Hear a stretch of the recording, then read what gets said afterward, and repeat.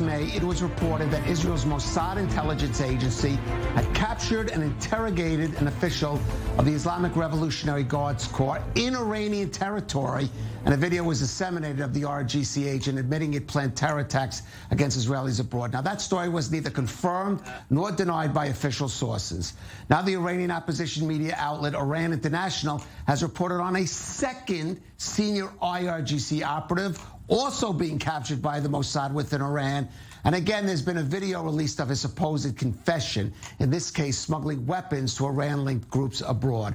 Well, for more, we're joined in studio by our Middle East correspondent, Ariel Oseran. Ariel, I have to tell you, that story sounded pretty fantastic last May, though, again, it was never denied by official sources. And now we have a second very similar story.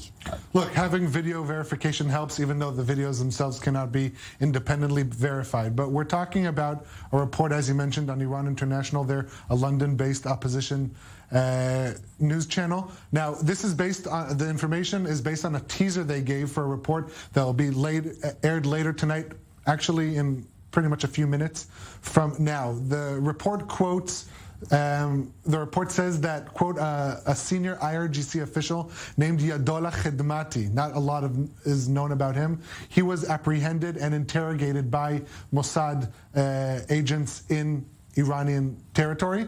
The report says that Khedmati confessed to his role in transferring weapons to different countries and provide them with more information. Let's see the clip that Iran International aired as the teaser for the longer report. Okay.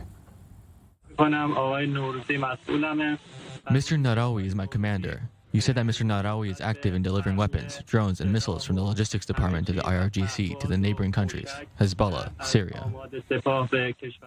I mean, I guess the assumption would be they didn't get this from the Mossad, but Iranian opposition figures that could have assisted the Mossad. And the fact is, we actually have a name. We see the man lends it some kind of authenticity. You would think, again, not a lot is known publicly at the moment about this Yadola Khedmati. And also Iran International is considered a reputable news source, and so there's no reason to, out the bat, undermine the authenticity. But this would pose to be another example of the capacity of Israel's intelligence agencies to operate in Iran. In fact, an Iranian legislator was quoted just this week saying that Israel runs its operations freely in Tehran, and so this would further. As incredible as it sounds that the Mossad could capture an Iranian IRG official within Iran itself, interrogate him, and then release the material.